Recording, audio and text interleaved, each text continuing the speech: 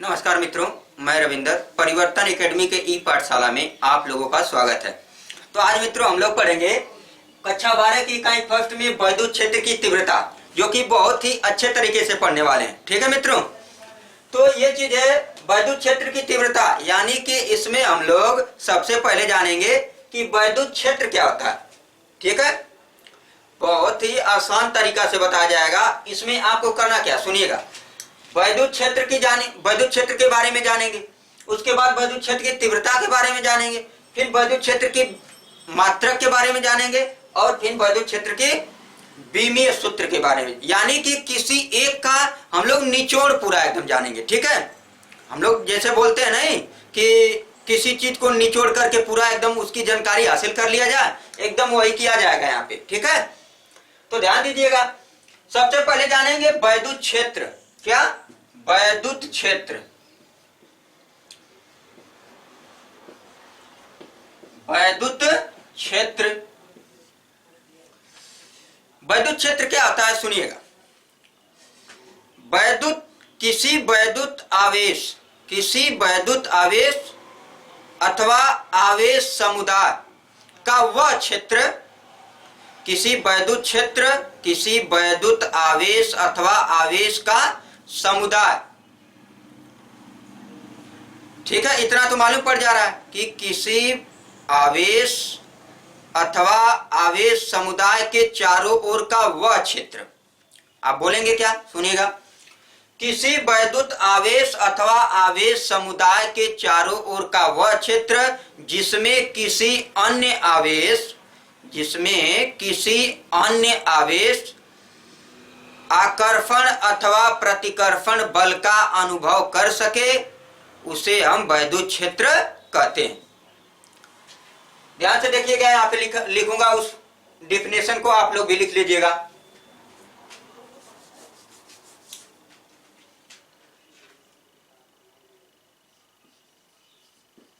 किसी वैद्युत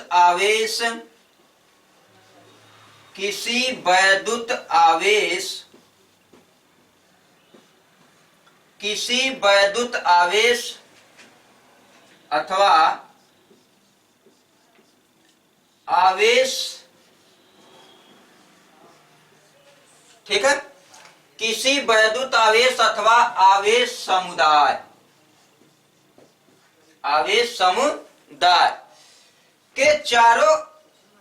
के चारों ओर का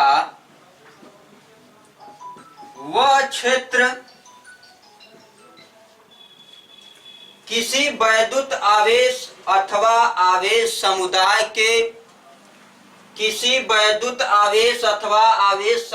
के चारों ओर का वह क्षेत्र जिसमें किसी अन्य आवेश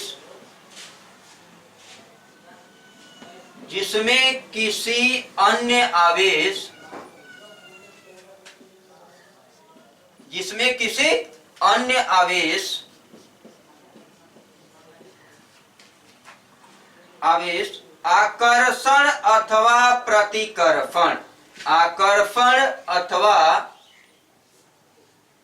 ऐसे लिखते हैं, आकर्षण या प्रतिकर्षण, ऐसे लिखते हैं, आकर्षण या प्रतिकर्षण का अनुभव करता है। ठीक है, किसी वैद्युत आवेश अथवा आवेश समुदाय के चारों ओर का वह क्षेत्र जिसमें अन्य आवेश आकर्षण या प्रतिकर्षण का अनुभव करता है, वैद्युत क्षेत्र कहलाता है। क्या कहलाता है? वैद्युत क्षेत्र कहलाता है। ठीक है, ये चीज है आपका वैद्युत क्षेत्र। जैसे समझ लीजिए, इसको ध्यान से इसको समझिएगा। कोई एक आवेश ले लेते हैं, मान लेते हैं यहाँ पे हमने प्लस क्यू आवेश ले लिया। इस आवेश के चारों ओर का क्षेत्र जिसमें कोई अन्य आवेश आकर्षण या प्रतिकर्षण का अनुभव करता है। तो देखिए यहाँ पे मैंने क्यू आवेश ले लिया, अब इसके यहाँ मान लीजिए मैं यहाँ पे माइनस क्यू आवेश ले रहा हूं, ठीक है, यहाँ पे मैं क्यू आवेश ले रहा हूं, ठीक है। तो यहाँ पे धन आवेश, यहाँ पे ऋण आवेश, तो इसका यहां से इसका वैद्युत क्षेत्र यहां तक, यानी कि ये आकर्षण का कार्य करेंगे। ये धन आवेश, ये ऋण आवेश, तो ये क्या करेंगे, आकर्षण का कार्य करेंगे। यानी कि ये आवेश मान लीजिए आपका इधर था, तो यहां से न, ये तो मान लीजिए कि यहाँ धन आवेश, यहाँ पे ऋण आवेश, तो ये आवेश जो है इस ऋण आवेश पे कोई इफेक्ट नहीं डाल रहा है, अभी यहां से यहां तक कोई इफेक्ट नहीं डाल रहा। तो इस आवेश को आप कहेंगे कि थोड़ा और नजदीक लेके आए, मान लेते हैं यहाँ पे लेके चले आए इस आवेश को, ठीक है। यहाँ पर भी इसका कोई इफेक्टेशन नहीं है, इस पे कोई प्रभाव नहीं पड़ रहा है। अब पुनः इस आवेश को अब थोड़ा सा और नजदीक लाते हैं, यहाँ पे माइनस क्यू, यानी कि यहाँ पे धन आवेश क्यू आवेश को आकर्षण का काम करने लगा। यानी कि आपको तुरंत मालूम पड़ गया कि यहाँ पे जो आवेश है, ये वाला आवेश इस आवेश पर कोई इफेक्टेशन डाल रहा है, यानी कि आकर्षण का कार्य कर रहा है। यानी कि इस आवेश का जो आपका वैद्युत क्षेत्र होगा वो यहां तक होगा, ठीक है। यानी जहां तक इसका अनुभव कर सके, यानी कि चारों ओर का वह क्षेत्र जहां पे कि कोई अन्य आवेश इस आवेश का क्या आकर्षण या प्रतिकर्षण अनुभव कर सके, तो यहां तक अनुभव किया, यानी कि इसका यहां तक क्या है, वैद्युत क्षेत्र है, ठीक है। ये चीज है। मान लीजिए कोई चुंबक ले लीजिए, आप कोई चुंबक ले लीजिए, ये आपका चुंबक है, ठीक है। यहाँ पे ध्यान से सुनिएगा, यहाँ पे आपका एक तो चुंबक है, इसमें आपका एक तो धन है, एक तो ऋण है, ठीक है, एक तो धन है, एक तो ऋण है। और यहाँ पे आपका एक तो और चुंबक है, यहाँ पे ऋण है, यहाँ पे धन है, ठीक है। तो क्या होता है कि यहाँ तो आपका ये वाला चुंबक है, यहाँ पे अभी तक कोई इफेक्टेशन नहीं डाल रहा है। जो ही इस चुंबक को यहाँ पे लाते हैं, इसी चुंबक को यहाँ पे मैंने ला दिया, तो यहाँ पे ऋण, यहाँ पे धन, ठीक है। तो ये जो चुंबक है, इस चुंबक को क्या करने लगता है, प्रतिकर्षित करने लगता है। तो यानी कि हमें मालूम पड़ जाता है कि इस चुंबक का जो वैद्युत क्षेत्र है यहां तक है, ठीक है। अगर ऋण और ऋण आवेश मिलेंगे तो एक दूसरे को प्रतिकर्षित करेंगे, और अलग अलग आवेश मिलेंगे, यानी एक तो धन एक तो ऋण, तो एक दूसरे को आकर्षित करेंगे। यहाँ पे ऋण आवेश है, यहाँ पर भी ऋण आवेश, तो ये इस आवेश को क्या करने लगा, प्रतिकर्षित करने लगा। तो हमें मालूम पड़ गया कि इस चुंबक का जो वैद्युत क्षेत्र है इस वाले तक है, यानी कि यहाँ तक है। यानी जहां तक इसका प्रभाव है, इस आवेश का दूसरे वाले चुंबक पर जहां पे प्रभाव जहां तक है, वही आप बता देंगे कि इसका वैद्युत क्षेत्र वहीं तक है। ये चीज बताना था, ठीक है। आगे देखिए,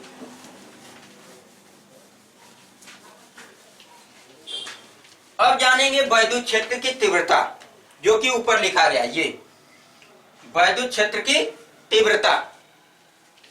वैद्युत क्षेत्र की तीव्रता किसे कहते हैं, देखिए आइए हम लिखते हैं। वैद्युत क्षेत्र में किसी बिंदु पर, वैद्युत क्षेत्र में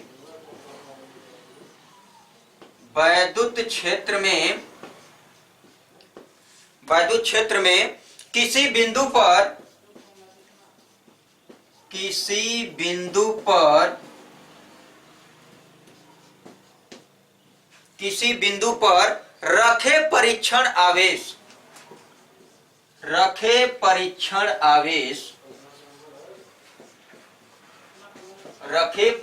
आवेश, ठीक है, पर लगने वाला बल, आवेश पर लगने वाले बल तथा परीक्षण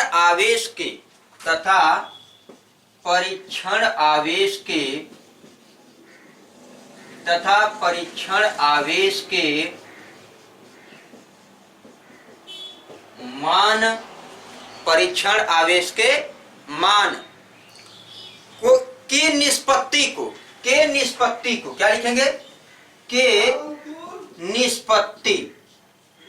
निष्पत्ति का मतलब समझ पा रहे हैं आप? निष्पत्ति का मतलब अनुपात। निष्पत्ति का मतलब अनुपात को वैद्युत क्षेत्र की तीव्रता कहते हैं। वैद्युत क्षेत्र की तीव्रता कहते हैं।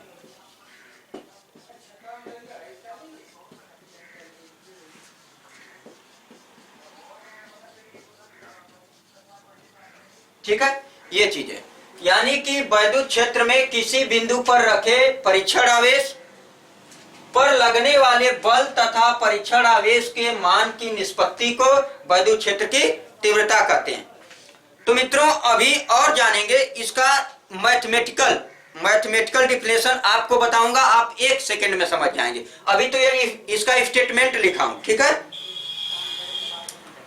तो मित्रों आपको बता दे रहा हूं कि ये जो आपका दिख रहा होगा कि वैद्युत क्षेत्र में किसी बिंदु आवेश पर रखे परीक्षण आवेश पर लगने वाले बल, ठीक है, तथा परीक्षण आवेश के मान की निष्पत्ति यानी अनुपात। किसका अनुपात है? ध्यान से सुनो। आप वैद्युत क्षेत्र की परिभाषा दे रहे हैं तो लिखेंगे वैद्युत क्षेत्र वेक्टर E इक्वल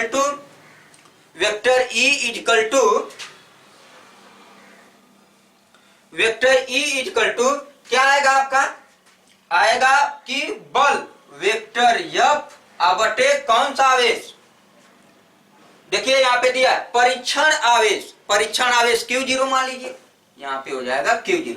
यानी कि यहां से आप क्या परिभाषा देंगे? सुनिएगा, ये फार्मूला बन गया वैद्युत क्षेत्र की तीव्रता का। वैद्युत क्षेत्र की तीव्रता वेक्टर E बराबर वेक्टर F अपान Q0। तो देखिए ये क्या है आपका? वैद्युत क्षेत्र की तीव्रता है। वैद्युत क्षेत्र की तीव्रता, ये F क्या है आपका? F आपका बल है। क्या है? बल। और ये क्या है आपका? परीक्षण आवेश है। क्या है? परीक्षण आवेश। तीनों चीज मालूम हो गया। तो इसकी परिभाषा कैसे देंगे? सुनिएगा, यहां पे ध्यान से सुनिएगा। किसी बिंदु पर रखे आवेश पर लगने वाला बल F तथा उस परीक्षण आवेश का अनुपात वैद्युत क्षेत्र की तीव्रता कहलाता है। किसी आवेश पर लगने वाला बल तथा उसी परीक्षण आवेश का अनुपात वैद्युत क्षेत्र की तीव्रता कहलाता है। यानी कि Q0 पर ही लगने वाला बल F तथा उसी आवेश Q0 के अनुपात को वैद्युत क्षेत्र की तीव्रता वेक्टर E कहते हैं। वैद्युत क्षेत्र की तीव्रता को किससे प्रदर्शित करते हैं? तो बताएंगे वेक्टर E से। परीक्षण आवेश को किससे प्रदर्शित करते हैं? तो Q0 से। ठीक है। अब देखिए इसका बीमा और मात्रक कैसे निकालते हैं।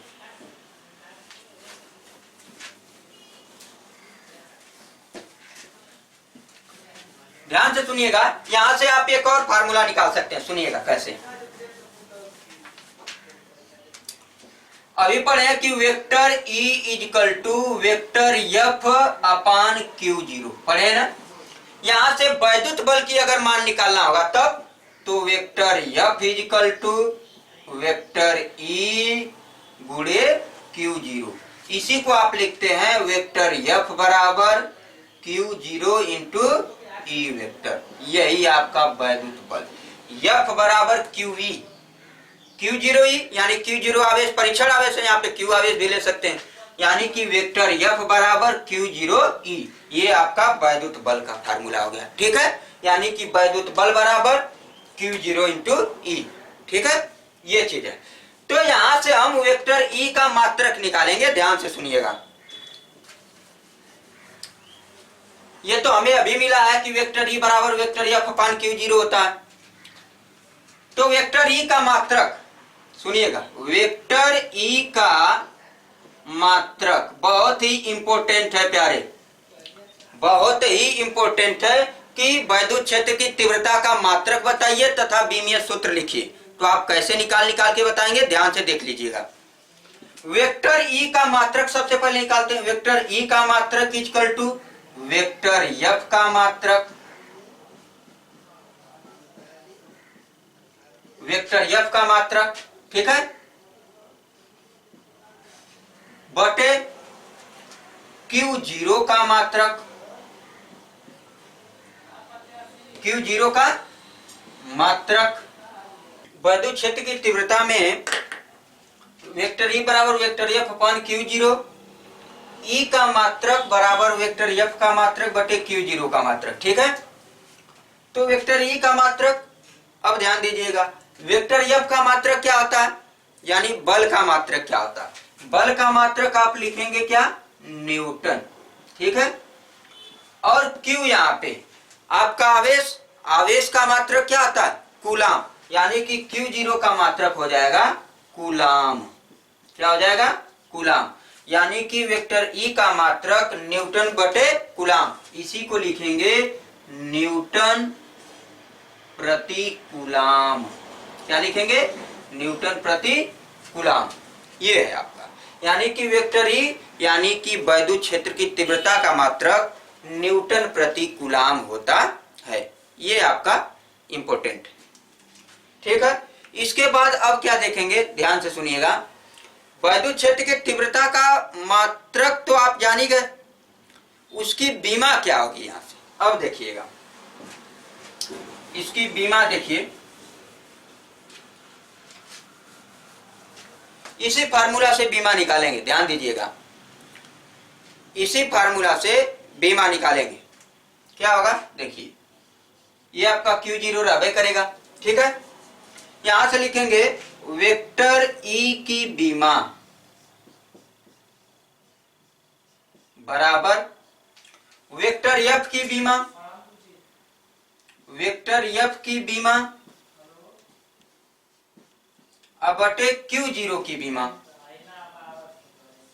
Q0 की बीमा, यानी कि वेक्टर एफ की बीमा यमकेश पद्धति में आपको बताना है। एफ की बीमा आप तो बताएंगे न्यूटन होता है, अरे एफ का मात्रक तो न्यूटन होता है, सॉरी, एफ का मात्रक जो होता है न्यूटन होता है। तो एफ की हमें बीमा बताना है, ठीक है। तो एफ की बीमा कैसे निकालते हैं, सुनिएगा ध्यान से। पहले एफ की जो बीमा होती है यम यल टी पे -2 होता है। वेक्टर एफ की बीमा जो होती है यम यल टी पे -2 होता है। और ये नीचे आपका Q0 की बीमा आवेश, ठीक है, एम्पियर सेकेंड क्या आता है, Q बराबर आप जानते हैं कि I इंटू टी होता है, तो एम्पियर सेकेंड, यानी कि आपका हो जाएगा यहाँ पे AT यानी एम्पियर सेकेंड, ठीक है। अब इसको ऊपर लेके जाइए, यानी हो जाएगा यम यल टी पे -3, ये ऊपर जाएगा तो -1 हो जाएगा ये वाला, अब -2 पहले से, तो -2 और -1 -3 आइए घाती -1, यानी ये आपकी बीमा है किसकी, वेक्टर ई की बीमा। किसकी बीमा, वेक्टर ई की बीमा। वेक्टर ई की बीमा कितना आई, यम यल टी पे -3 ए पे -1 होगा, ठीक है। यानी कि आपसे कोई पूछेगा कि वैद्युत क्षेत्र की तीव्रता की बीमा बताइए, तो आप बताएंगे यम यल टी पे -3 ए पे -1 बताएंगे, ठीक है। और यहां से मात्रक क्या होगा, देखिए यहां से मात्रक क्या होगा, किग्रा, मात्रक बता रहा हूं, किग्रा मीटर, किग्रा मीटर सेकेंड घाते -3 और एम्पियर, एम्पियर घाते -1, यानी वेक्टर ई की जो बीमा होगा किग्रा मीटर सेकेंड घाते -3 एम्पियर घाते -1 होता है, ठीक है मित्रों।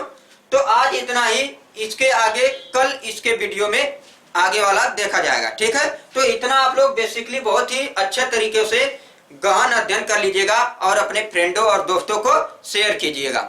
धन्यवाद मित्रों।